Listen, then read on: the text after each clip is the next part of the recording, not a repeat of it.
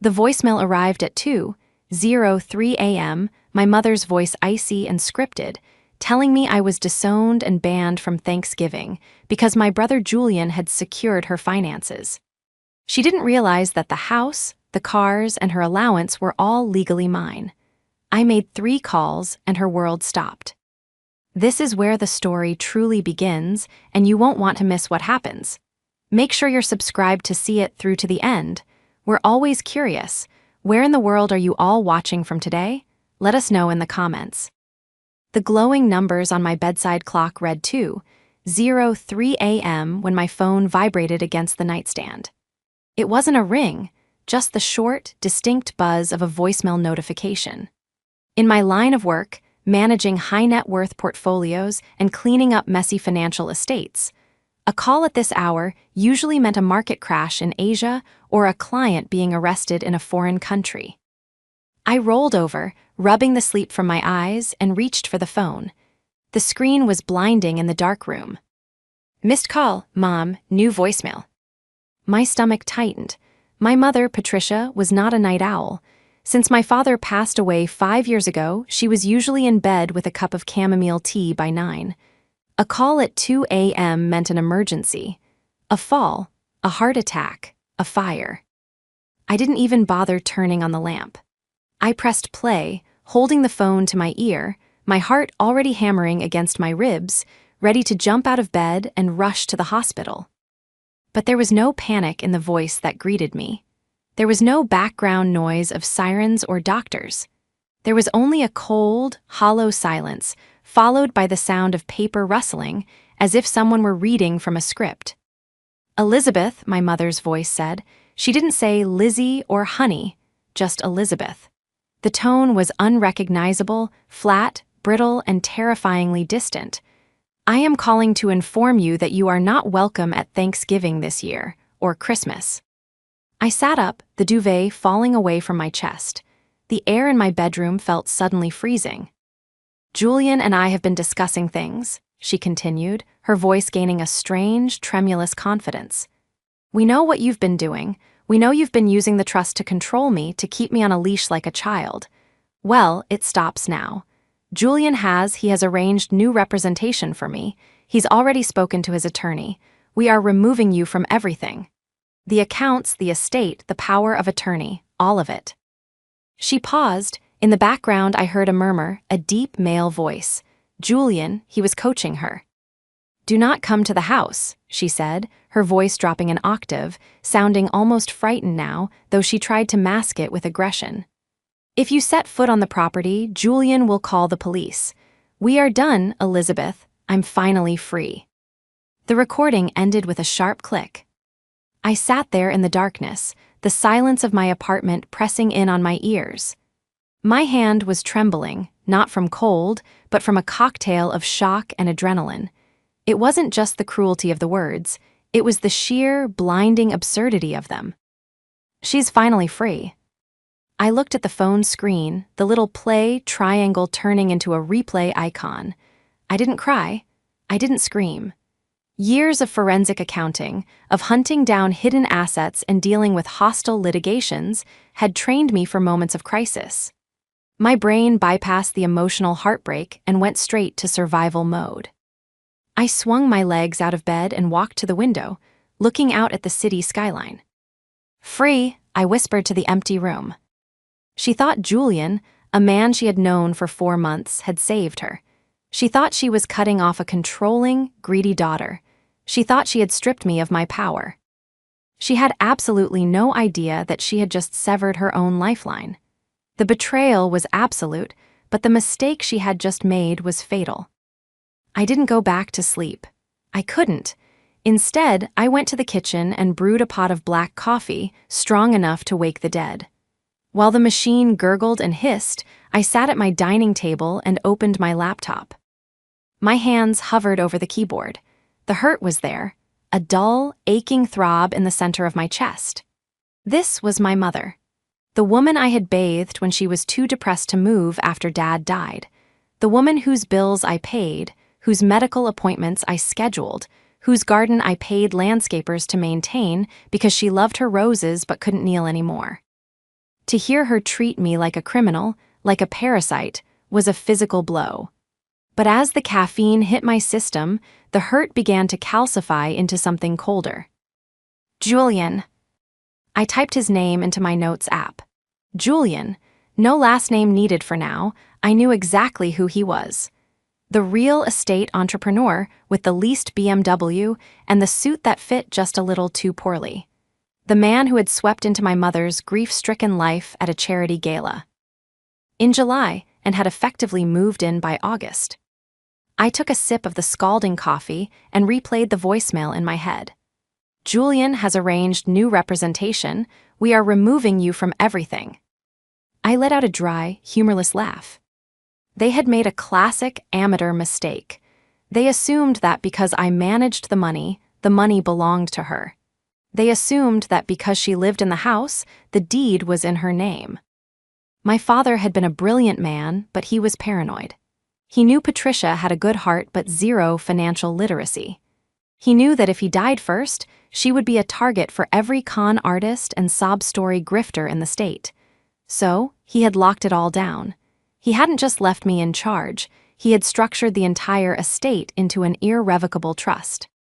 Technically, Patricia owned nothing. Not the house she was sleeping in, not the car she drove, not even the credit card she used to buy Julian his expensive scotch. It was all owned by the Harrison Family Trust, and the sole trustee, with absolute discretion, was me. I picked up my phone, 4:15 a.m. It was early, but Megan would be up. Megan was my best friend since law school, a corporate shark who ate breach of contract cases for breakfast. She was also the only person who knew the full extent of the legal fortress I had built around my mother. I dialed her number. She picked up on the second ring, her voice raspy but alert. "Elizabeth, is everyone okay?" "No," I said, my voice steady. "Patricia just left me a voicemail. She's kicking me out. She says Julian got her a lawyer and they're taking everything." There was a pause on the line, followed by the sound of Megan shifting in bed. She realizes the trust is irrevocable, right? We wrote it that way specifically for this scenario. The pool boy scenario, I believe we called it. It's not a pool boy, it's Julian. And no, apparently they don't realize it. They threaten to call the police if I show up for Thanksgiving. Wow, Megan exhaled. Okay, so what's the play? Do we send a cease and desist? Do we send them a copy of the deed? I looked at the sunrise just beginning to bleed purple and orange over the horizon. I thought about the way my mother's voice had sounded, scripted, manipulated, weaponized against the only person who actually protected her. If I just sent a letter, Julian would spin it. He would tell her I was lying, that I was bullying her. He would drag this out for months while draining her personal checking account. No, I needed to stop the bleeding immediately. I needed to show them the reality of their position. "No letters," I said, opening the banking portal on my laptop. "We're going nuclear. I need you to prep the eviction notice for the property. Don't file it yet, just draft it. I want it ready." "Done," Megan said, the click-clack of her own keyboard already audible in the background. "And the other 2 calls. I'm calling the private banking division at 7 a.m. when the desk opens," I said, watching the cursor blink on the screen. "And before that, I'm calling the security company." "Elizabeth," Megan warned gently, "if you do this, she's going to freak out. It's going to be ugly." "She told me not to bother coming," I said, typing in my master authorization code. "She wants to be independent? Fine. Let's see how independent she is when the credit card declines." They had forgotten one crucial thing. You don't bite the hand that feeds you, especially when that hand is the only thing holding the roof over your head. To understand why this voicemail shattered me, you have to understand the last 5 years. When my father died of a sudden aneurysm, my mother didn't just grieve, she vanished. She stopped eating. She stopped showering. She stopped paying bills. I was 31, just making partner at my firm, working 80-hour weeks. I dropped everything. I moved back into the guest room for 6 months. I sorted through piles of unopened mail. I fought with insurance companies. I sat on the floor with her while she cried, spoon-feeding her soup like she was a toddler. I didn't do it because I wanted control. I did it because I loved her. She was soft, artistic, and kind. She was the woman who had taught me to paint and who always smelled like lavender laundry detergent. But she was fragile. She had gone from her father's house to my father's house without ever writing a check or reading a contract. That vulnerability was exactly what Julian saw when he met her. I met Julian for the first time 2 months ago. It was a Sunday dinner. I had driven an hour to see Mom, bringing groceries and a bottle of wine. When I walked in, he was already there, sitting at the head of the table, my father's seat. "You must be Elizabeth," he had said, not standing up to shake my hand. He was a handsome man in a generic way, silver fox hair, capped teeth, a tan that looked like it came from a bottle. He wore a heavy gold watch that I instantly recognized. "Ed as a fake Rolex. Patricia talks about you nonstop." "Nice to meet you," I had said, trying to be polite. Throughout dinner, I watched him. I watched how he refilled her wine glass before she had even finished it. I watched how he touched her arm every time she started to speak, subtly guiding the conversation. But mostly, I listened to him talk. He spoke in buzzwords. He was leveraging assets in emerging markets. He had deal flow in commercial residential zones. It was word salad. To a layman, he sounded successful. To a forensic accountant, he sounded like a walking Ponzi scheme. "You know, Elizabeth," he had said over dessert, leaning back in my father's chair. "Your mother has a lot of equity sitting dead in this house. In this market, that's a crime. I've been telling her we could double her liquidity if we moved it into a high-yield private trust I manage." The air in the room had stopped. "The house isn't hers to sell, Julian," I had said calmly, taking a sip of water. "It's in a family trust." His eyes had flickered, just for a microsecond, a flash of irritation. Sure, trusts can be dissolved though, amended, if the beneficiary wants it." "Not this one," I said, locking eyes with him. That was the moment. I saw it on his face. He realized I was the gatekeeper.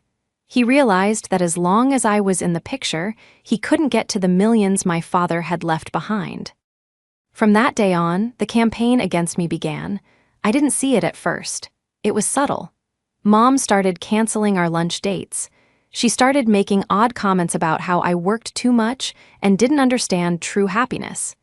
She stopped asking me for advice and started quoting Julian.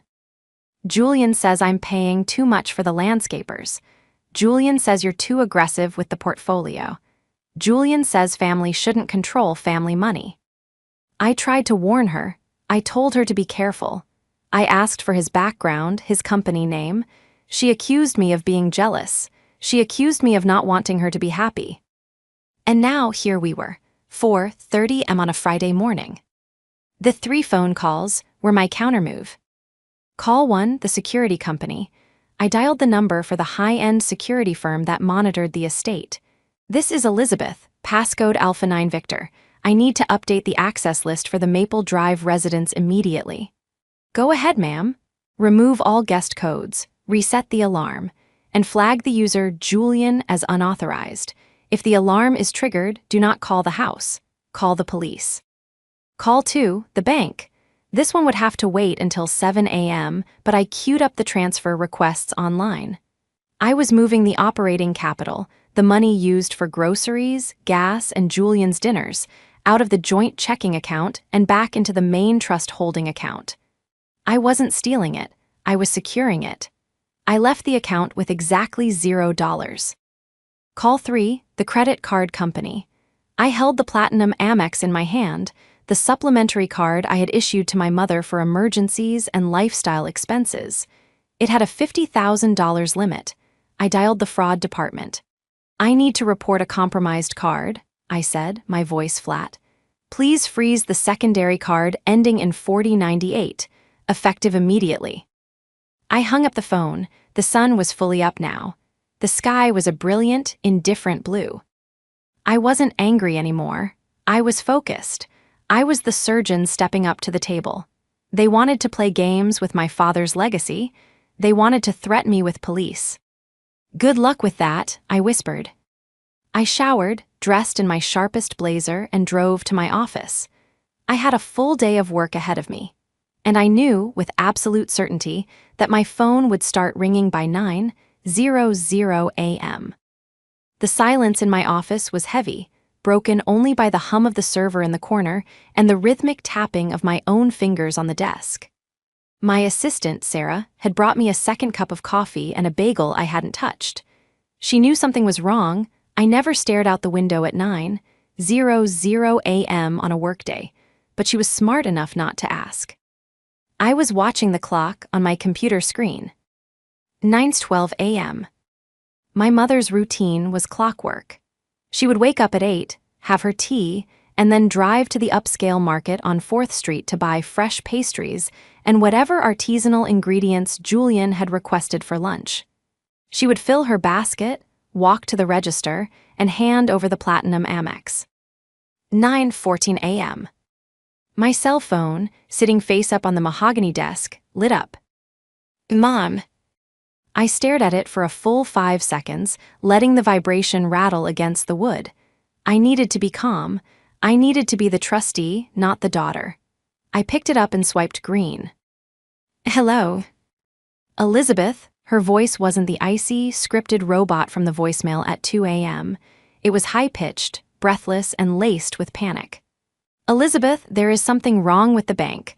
I'm at the market, and the card the machine says R. Effort to issuer. I tried it 3 times. There is a line of people behind me, Elizabeth. It's humiliating.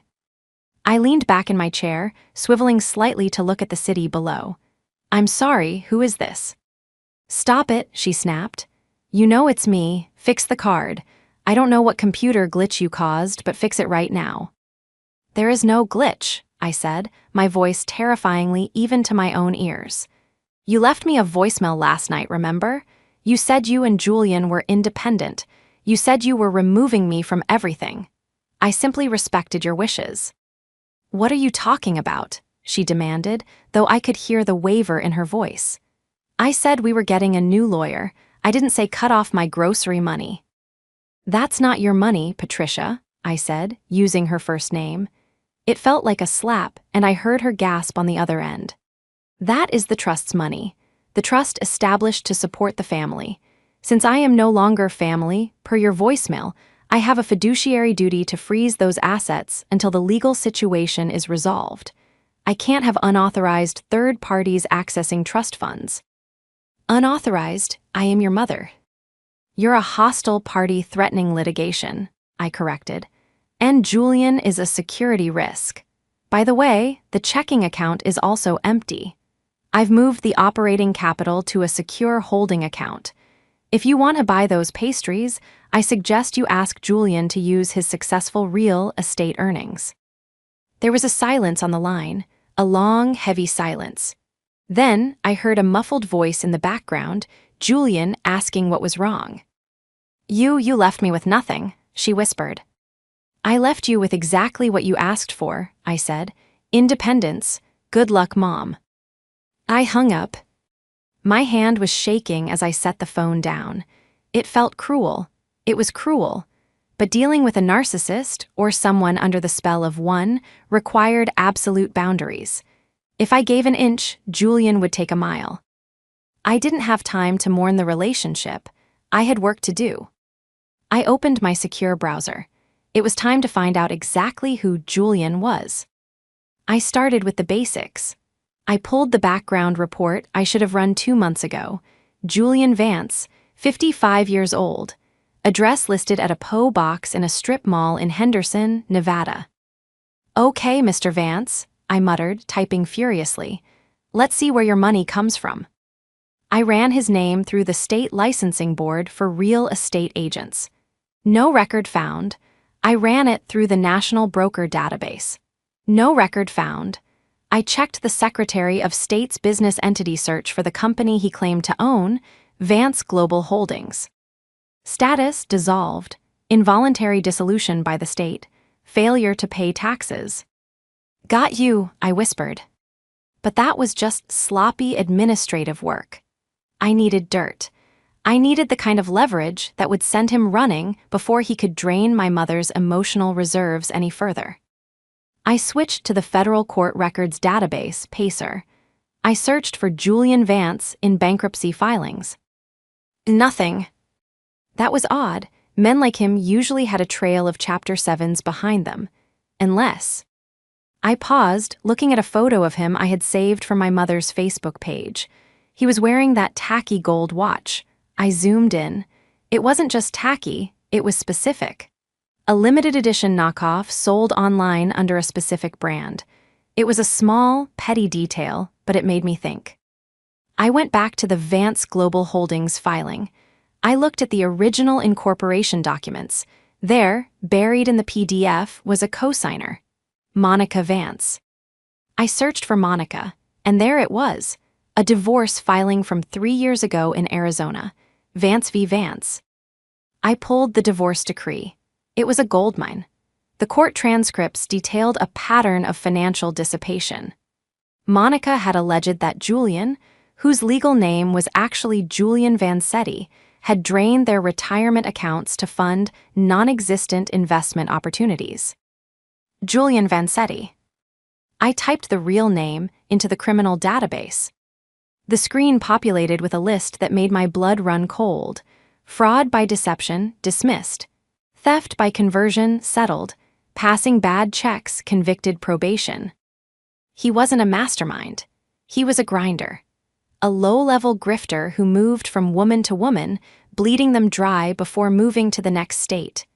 And now, he was sleeping in my father's house, driving my father's car, and convincing my mother that I was the villain. I hit print, the laser printer whirred to life, spitting out page after page of his history. I had the leverage, now I just needed the trap. My phone rang again at 11:30 a.m. This time, the caller ID didn't say Mom. It was a blocked number. I knew who it was. I put the call on speaker, leaning back in my leather chair, the stack of court documents sitting like a loaded weapon on my desk. "This is Elizabeth." "You listen to me, you little bitch." The voice was deep, smooth, and vibrating with rage. The mask had slipped. The charming entrepreneur who sipped scotch and talked about synergy was gone. This was the street hustler from the court records. "Hello, Julian," I said, keeping my voice dangerously pleasant. "Or should I call you Mr. Vancetti?" There was a sharp intake of breath on the other end. The silence that followed lasted 3 seconds, but it told me everything. I had hit the nerve. "I don't know what you think you're doing," he snarled, recovering quickly. "But Patricia is in tears. You've humiliated her. We're at the bank right now, and they're telling us the accounts are frozen. You have no legal right to do this." "I have every legal right," I countered. "Read the trust bylaws, Julian." "Oh, wait, you can't. You're not a beneficiary, you're a guest who is currently trespassing." "Trespassing?" He laughed, a harsh, barking sound. "I live there. Patricia invited me, and let me tell you something, Elizabeth, we've already called my attorney. We're filing an emergency injunction this afternoon. We're going to sue you for breach of fiduciary duty. We're going to strip you of that license you're so proud of." "Is that the same attorney who represented you in your bad check charge in 2018? I asked casually, flipping a page of the report in front of me. "Or is it the one from your divorce in Arizona, where you were accused of hiding $40,000 in a shell company?" "You're lying," he spat, but his voice cracked. "You're making things up." "I have the court transcripts right here, Julian," I said, my voice hardening. "I know about Vance Global Holdings. I know about the dissolved LLCs in Nevada. And I know that you have a tax lien of $12,000 outstanding in Maricopa County." I leaned closer to the speakerphone.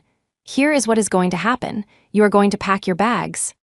"Patricia," he yelled, turning away from the phone, clearly performing for an audience.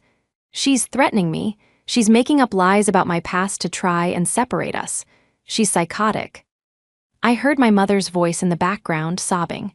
"Elizabeth, please, stop this. Why are you doing this?" "I'm doing this because he's a conman, Mom," I shouted, breaking my own rule of staying calm. He's not a developer, he's broke, he's using you. She's jealous, Patricia, Julian said, his voice coming back to the phone, dripping with venom. She wants to control you. She can't stand that you're happy. But don't worry, I'm going to fix this. We're going to sell the artwork. We don't need her money. My blood froze. The artwork? My father had collected rare maritime oil paintings. They were hanging in the study. They were worth, collectively, maybe $200,000. And unlike the house or the bank accounts, they were physical assets, portable assets. If Julian took them to a pawn shop or a shady dealer, they would be gone forever. If you touch one painting, I said, my voice dropping to a whisper, I will have you arrested for grand larceny before you make it to the driveway. Try me, Julian hissed. It's Patricia's house, it's her property. She can gift it to me if she wants. And guess what? She just did. The line went dead. I stared at the phone, my heart hammering against my ribs. I had pushed him. I had revealed my hand too early. Instead of scaring him off, I had backed a rat into a corner. And now, he was going to loot the ship before it sank. I grabbed my purse. I couldn't wait for Monday. I didn't drive to the house. That's what he wanted. He wanted a screaming match on the front lawn where he could call the cops and claim I was harassing an elderly woman. He wanted to paint me as the unstable aggressor. Instead, I drove to Megan's office. Megan was already waiting for me in the conference room, a thick file folder spread out on the glass table. She looked at my face and grimaced. He's escalating, I said, throwing my purse on the chair. He threatened to sell the maritime collection. He claims Mom gifted it to him. Megan tapped her pen on the table. Legally, that's a gray area. If she verbally gifted it to him and he sells it, proving theft is hard. We'd have to prove undue influence or incapacity. That takes months. We need something faster. I have his record, I said, tossing the stack of papers I'd printed onto the table. Fraud, bad checks, but nothing that puts him in jail today. Megan flipped through the papers, her eyes narrowed. Wait, Arizona, 2021, the divorce decree. I saw it, financial dissipation. No, look closer, Megan said, pointing to a paragraph on page 12. The ex-wife, Monica, she mentions a joint venture they secured with a private lender using a forged signature. The judge struck it from the record because it was outside the scope of family court, but she claimed he forged her name on a loan application. I looked at Megan. If he did it once, he'll do it again, she finished. Elizabeth, did your mother sign anything recently? Any investment papers he brought her? I thought back to the voicemail. Julian has secured my finances. He's trying to get a loan, I realized, the horror dawning on me. He can't sell the house because of the trust, but he could try to take out a high-interest personal loan in her name. Or, oh God, the vacation cabin. My father had a small fishing cabin 3 hours north. It wasn't in the main trust. It was in a separate LLC that my mother managed directly. It was the one asset I hadn't moved because it was worth so little, maybe $80,000. But to a desperate man, that was a fortune. Check the county recorder for the Northern District, I commanded. Megan was already typing. A moment later, she swore softly. Pending recording, she read. Quitclaim deed, Patricia Harrison to Vance Global Holdings, dated yesterday. He was stealing the cabin. He had convinced her to sign it over to his shell company. That's it, I said, standing up. That's the smoking gun. It's self-dealing. He's taking advantage of a vulnerable adult.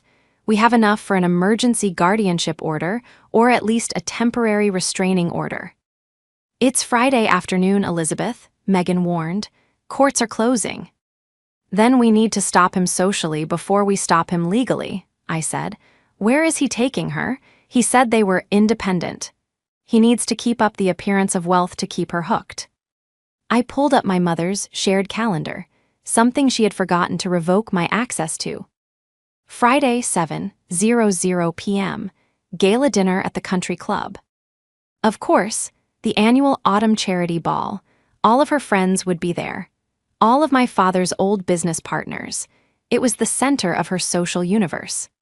Julian would be there, parading her around, wearing his fake Rolex, probably trying to solicit investors for his fake company, using my mother's reputation as bait. I looked at Megan. A cold, hard resolve settled in my chest.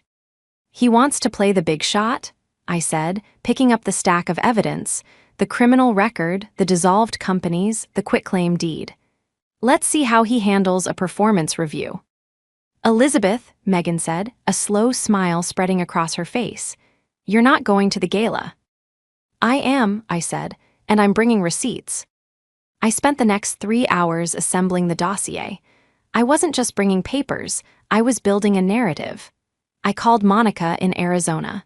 She was hesitant at first, but when I told her Julian was targeting another widow, she broke.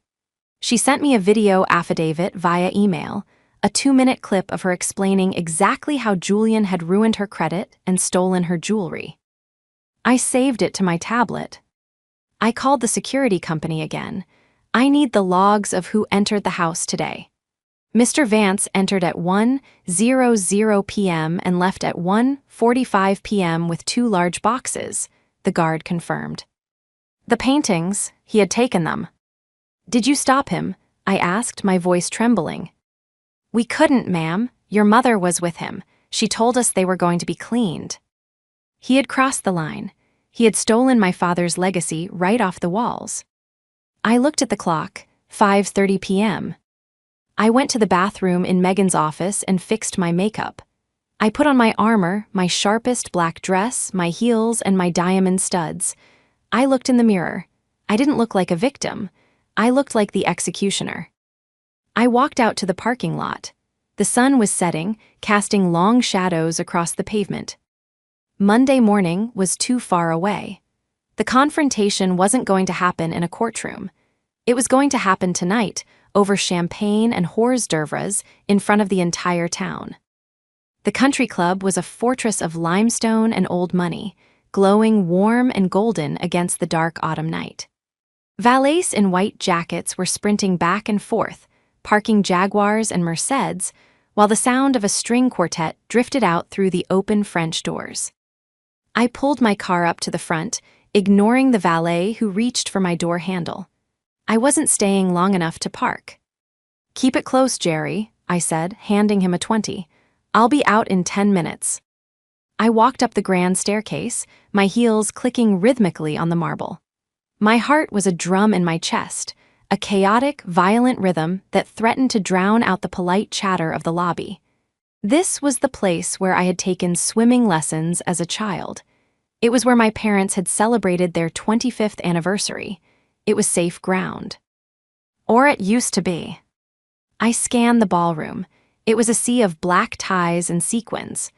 Crystal chandeliers dripped light onto the crowd. And there, in the center of the room, holding court at table 1, was Julian. He looked every inch the part he was playing. He was wearing a tuxedo that fit him perfectly, likely bought with the cash withdrawal he'd made before I froze the accounts. He had one hand resting possessively on the back of my mother's chair, the other holding a champagne flute. He was laughing at something the club president, Mr. Henderson, was saying. My mother, Patricia, looked smaller than I had ever seen her. She was wearing her favorite emerald gown, but her posture was slumped, her smile tight and brittle. She looked like a prop, a trophy. I took a deep breath, clutching the leather portfolio under my arm, and began to walk. The room seemed to quiet as I moved. People turned. They knew me. They knew the situation because gossip in this town traveled faster than light. They saw the look on my face, a look of cold, terrifying purpose, and they parted like the Red Sea. I didn't stop until I was standing directly across the table from them. "Elizabeth," Mr. Henderson said, looking surprised, "we didn't expect to see you." "I wasn't invited," I said, my voice projecting clearly over the music. "But I couldn't miss the performance." Julian's smile didn't waver, but his eyes went dead. He took a sip of champagne, trying to maintain the alpha facade. "Elizabeth, I assume you're here to apologize? Patricia and I are trying to enjoy a nice evening." I'm sure you are, I said, especially since it's likely your last one as a free man. My mother looked up, her eyes wide and wet. Elizabeth, please, not here, don't make a scene. I'm not making a scene, Mom, I said gently, though I didn't take my eyes off Julian. I'm making a report. I opened the portfolio and pulled out the first document, the quitclaim deed. Tell me, Julian, I said, dropping the paper onto the white tablecloth between the crystal glasses. Why is the title to the family cabin in the name of Vance Global Holdings as of yesterday afternoon? A company that, according to the Nevada Secretary of State, was dissolved 3 years ago for tax fraud. The table went silent. Mr. Henderson leaned in, looking at the document. Julian's jaw tightened. That is a private business arrangement. Patricia and I are restructuring her assets for tax efficiency. You wouldn't understand, you're just an accountant. I am a forensic accountant, I corrected, and I understand perfectly. It's called commingling funds. It's called theft by deception. I pulled out the second document, the criminal background report. And this, I said, dropping the thick stack of papers next to the deed, is your curriculum vitae. Passing bad checks in Ohio, 2018. Insurance fraud in Arizona, 2021. And a restraining order filed by a Monica Vancetti 3 years ago. Julian stood up, his chair scraping loudly against the floor. The string quartet stopped playing. The entire ballroom was watching now. That is slander, he shouted, his face turning a mottled shade of red. These are lies. Patricia, look at me. She forged these. She's trying to destroy us because she wants your money. My mother looked back and forth, trembling. She looked at the papers, then at Julian. Julian, you said you were a widower. I am, he lied, desperate now. Monica died, this is a different Julian. Really? I asked, because she looked very alive when I FaceTimed her 2 hours ago. I pulled out my tablet. I had queued up the video. I didn't just show it to the table. I propped it up against the centerpiece and turned the volume to maximum. Monica's face filled the screen, tired but clear. My name is Monica Vancetti. The man you know as Julian Vance is my ex-husband. He stole $40,000 from my retirement fund. He forged my signature on a second mortgage. He is a predator. If he is with a woman named Patricia, tell her to run. Tell her to check her jewelry box. The silence that followed was absolute. My mother let out a sound, a small, strangled gasp. Her hand flew to her throat, to the empty space where her diamond necklace usually sat. She had told me she wasn't wearing it because the clasp was broken. She turned to Julian. The fog in her eyes was gone, replaced by a horror so pure it was painful to watch. Where is it? She whispered. Where is the necklace? You said you took it to the jeweler. Julian looked around the room. He saw the judgment in the eyes of the crowd. He saw Mr. Henderson reaching for his phone to call security. The charm evaporated. The posture collapsed. He looked like exactly what he was, a cornered rat. You ungrateful old hag, he sneered at my mother, his voice dripping with venom. I spent months listening to your boring stories. I tolerated your whining. I earned that money. The gasp from the crowd was audible. And you, he spat, turning to me, pointing a finger. You think you're so smart? You can't touch me. It was a gift. She gave it to me. Actually, I said, stepping closer, my voice dropping to a terrifying calm. We have the security footage of you leaving the house with the maritime paintings at 1:45 p.m. today. Those paintings are property of the Harrison Family Trust. You are not a beneficiary. That make it grand larceny. And since the value exceeds $100,000, it's a Class B felony. I gestured to the main doors. 2 uniformed police officers, whom I had called from the parking lot 10 minutes ago, were walking through the entrance, guided by the club manager. Good luck with that, Julian, I said, repeating the words I had said to the voicemail that morning. Julian looked at the cops, then at the French doors leading to the patio. For a second, I thought he was going to run, but he just slumped. He knew it was over. As the officers approached and cuffed him, reciting his rights in front of the town's elite, I didn't watch him. I watched my mother. She sat frozen in her chair, tears streaming silently down her face, ruining her makeup. She looked at the empty space where Julian had been, then she looked at the papers on the table, and finally she looked at me. She didn't look angry, she looked shattered. I walked around the table, ignoring the whispers and the stares. I knelt beside her chair and took her hand. It was ice cold. "I'm sorry," she whispered, her voice breaking. "Lizzie, I'm so sorry."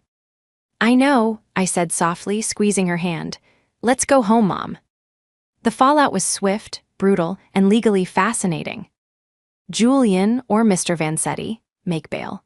With no fixed address, a history of flight, and active charges of grand larceny, the judge remanded him to county jail pending trial. It turned out he hadn't even had time to fence the paintings. They were found in the trunk of his leased BMW, wrapped in blankets, along with my mother's diamond necklace and 3 of her vintage watches. The recovery of the physical items was easy. The recovery of my mother took much longer. The Monday morning I had promised came and went, but instead of Julian calling me, it was me sitting in my mother's sunroom, watching her stare out at the garden. The house was quiet. We had changed the locks. We had scrubbed the guest room where he had stayed, but his ghost, the embarrassment, the violation lingered in the hallways. Patricia was deeply ashamed. For the first week, she barely spoke. She felt stupid. She felt like she had betrayed my father's memory by letting a grifter sleep in his bed and drive his car. I took 2 weeks off work. I didn't hire a nurse or a therapist. I just stayed. I made the coffee.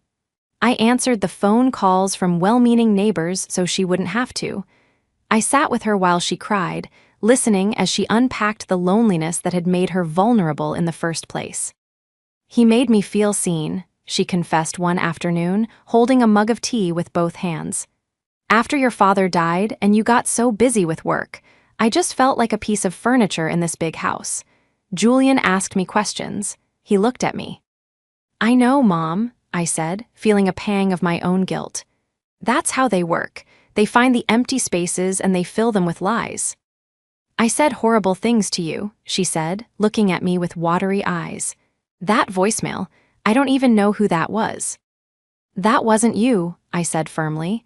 "That was him speaking through you. It's over. The trust is secure. The cabin is back in your name. I filed the correction this morning. And the money is safe." She reached out and touched my face. "You saved me. I tried to cut you off and you saved me anyway." "That's what the trust is for," I joked weakly, trying to lighten the mood. "Protection from enemies, foreign and domestic." She laughed, a wet, shaky sound, but it was real. Thanksgiving arrived 3 weeks later. It wasn't the big party she had originally planned. We didn't invite the extended family. We didn't go to the club. It was just the 2 of us in the dining room. I had cooked. Badly, I might add, since culinary skills were not part of my skill set, but the turkey was edible and the wine was excellent. We sat at the smaller table by the window, not the long, formal table where Julian had once presided. The house felt lighter. The oppressive tension of the last few months was gone, replaced by a quiet, fragile peace. "I have something for you," Mom said as we finished dessert. She reached under the table and pulled out a small, flat box. It wasn't jewelry. It was a framed document. I took it and turned it over. It was a legal amendment to the trust, drafted by Megan. Amendment to the Harrison Family Trust. Designation of co-trustee. "I read it," she said, her voice steady. "I actually read the whole thing this time. I want to learn, Elizabeth. I don't want to be the victim anymore. I want you to teach me how the money works. I want to manage it with you." I looked at her. She wasn't the helpless widow anymore. She was bruised, yes, but she was rebuilding. She was taking responsibility. "I would love that," I said, feeling a lump in my throat. We clinked our glasses. "To independence," she said, reclaiming the word Julian had tried to weaponize against us. "To Miley," I replied. The nightmare was over. Julian was in a cell, facing 10 to 15 years. My mother was safe. And as for me, I had learned a valuable lesson, too. I had learned that protecting the money wasn't enough. I had to protect the person. And if anyone ever tried to come for my family again, they wouldn't just be dealing with a daughter. They would be dealing with the trustee, and I never lose.